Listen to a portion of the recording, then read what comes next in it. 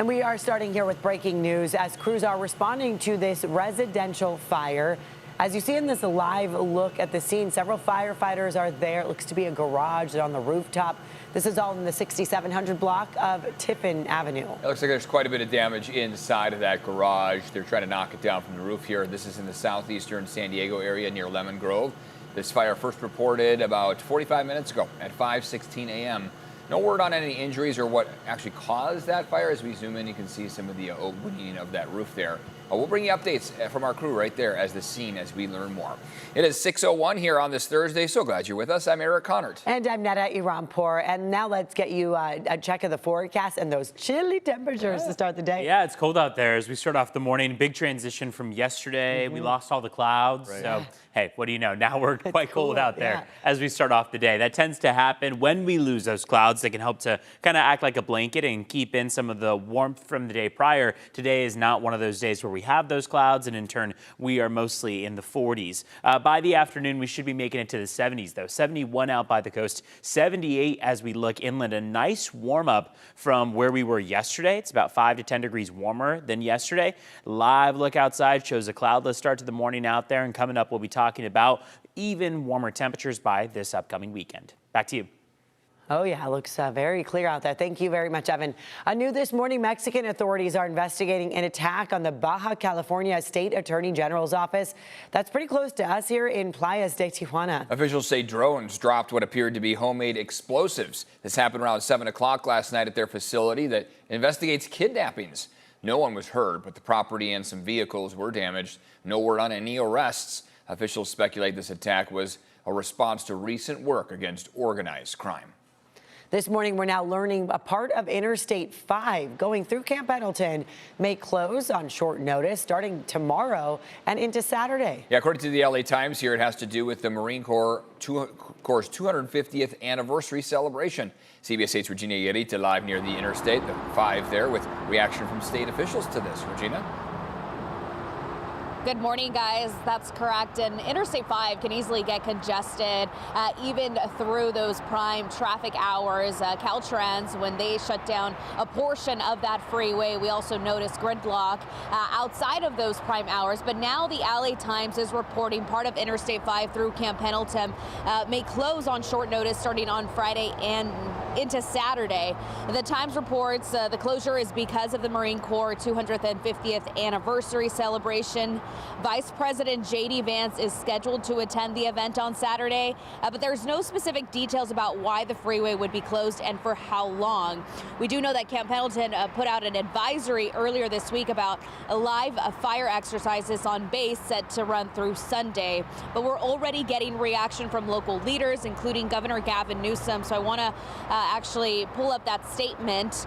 California always honors our Marines, but this isn't the right way to go about it. The White House should focus on paying their military, lowering grocery prices, and honoring these soldiers for their service instead of pompous displays of power. Congressman Mike Levin also putting out a statement saying, quote, I'm concerned by reports that portions of Interstate 5 could be closed for several hours in both directions on Friday and Saturday to accommodate events tied to anything partisan or political. Even on a normal weekend, traffic along the I-5 corridor is heavy. So back out here, we also reached out to Caltrans to get more information about this potential closure. We're still hoping to hear back from them, and we'll be sure to update you as soon as we get a response from them. For now, I'll send it back to you. Regina, thank you. Today, a man arrested in connection to a shooting that killed a 12-year-old boy will be sentenced for gun-related charges today. Carlos Maldonado was first arrested in connection to last year's shooting that killed 12-year-old Elijah Smith. It happened at a party at an abandoned house in National City, but Maldonado has not been charged in the homicide. That investigation is still pending. Maldonado does face up to 7 years in prison for possession of a loaded firearm in a vehicle and possession of an unserialized weapon. This morning, testimony resumes in the trial for the man accused of threatening violence at Shoal Creek Elementary School in Carmel Mountain Ranch back in 2023. Lee Lohr is facing one felony count of making criminal threats. Prosecutors say they found more than 400 emails about planning a shooting at the school during a search of his phone. One of those was read in court. I'm planning a mass shooting at Shoal Creek Elementary in San Diego, right off from Ted Williams. Children are going to die and parents can't do nothing about it. This will put a smile on my face. Later on July 10th, in the evening. The emails were sent to replies to spam advertisements. One was sent to a woman in Beverly Hills who contacted police. Lohr's public defender says he's a military veteran struggling with trauma who never intended to carry out a shooting or for anyone to read those emails. This morning, the Senate will vote for a 10th time on funding bills to reopen the federal government. A federal judge has temporarily blocked the Trump administration from firing federal employees during the stalemate, saying the move appears to be politically motivated and likely illegal. 4,000 government workers have already received layoff notices. Meantime, Treasury Secretary Scott Bessent says the shutdown is slowing the U.S. economy. His department estimates the impact is about $15 billion. That's per week. After uncertainty in the ongoing government shutdown, all active duty service members just received paychecks, but there are warnings from Washington that this fix is only temporary. Yesterday, House Speaker Mike Johnson said the White House granted troops this temporary relief by rerouting existing Pentagon funds. It is still unknown if they will get paid again on November 1st.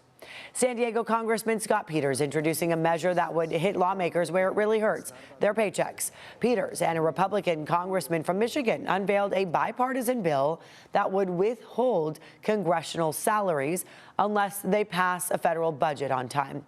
The idea comes from California, where state lawmakers passed a similar law, and they haven't missed a budget deadline since. Today is the Great California Shakeout. The annual event reminds residents to prepare for the inevitable and unpredictable earthquakes. At 10:16 a.m., millions across the state will practice earthquake safety at home, school, or in the workplace. Some will include drills where participants will drop, cover, and hold on. And the event is a reminder to make sure you and your family have an emergency plan ready for the next natural disaster. I grew up in the Midwest, so I didn't have earthquake preparedness. We had tornado preparedness. That's right, different. Which actually looks a lot different. Similar. Yeah. Well, I mean, that's true, but also not spending much time outside for the tornado drills. Covered, yeah. Right, yeah. No, I was saying earlier about how I loved, well, I mean, I probably shouldn't have loved it, but when we did all of those drills to go outside, outside. to sit on the It grass. was the snacks you loved when you trade. Exactly, an extra hour to just spend time hanging out on the grass. Obviously, there's a lot more going into it at the time. So make sure to be prepared for that by bringing a jacket to school. Those temperatures are on the cooler side of average as we kick off the morning. But by the afternoon, I'd say have the t-shirt ready because we are looking at widespread 70s and in some cases upper 70s as we get into that afternoon stretch. Live look outside shows clear skies, cloudless skies as we head through the next couple hours. We've got a cool morning thanks to that. Drying and warming trend into the upcoming weekend. So as we have seen over the last about 12, 24 hours, those skies have dried tremendously. And we are now going to see temperatures climb daily, taking us all the way into the 80s and in some cases even upper 80s by the time we get to this weekend. Temperatures will be back around normal by the weekend. Most cases, they will be above normal for, I'd say, Saturday and Sunday afternoon. But it depends on where you're at exactly. Then as we get into next week, another trough of low pressure slides in and cools those temperatures right back down. As far as your current temperatures out the door go, I'd say the abnormalities are where we see some 30s. Ramona, for example, at 38 degrees right now, 51 in Mira Mesa, 52 in downtown San Diego, but pretty much across the board, those temperatures are cooler than they were just 24 hours ago. In Ramona, you're 12 degrees cooler to start off the day compared to this time yesterday. We don't have any rain in the forecast. We're staying dry out there. That's the plus side, is that the sunshine that comes through the weekend and the subsequent trough of low pressure that slides in, none of it's going to cause any rain for us. So dry skies remain. Forecast highs, Santee and El Cajon. Look at that, 78 degrees today. 75 for La Mesa, 66, much cooler out by the coast in La Jolla. Up in North County, highs mostly in the upper 60s and low 70s, upper 70s as you make your way east. Checking in on drive times outside. We've started off the morning commute with pretty decent speed speed, not running into a lot of difficulty out there. I will take you to two crashes that have popped up here. So first one is going to likely cause more delays than the other. The right lane is blocked with a crash on the Coronado Bridge right after the 5, which means that as you are trying to make your way into Coronado, you are likely to run into some pretty decent delays. You can see how the entire bridge is plugged up right now.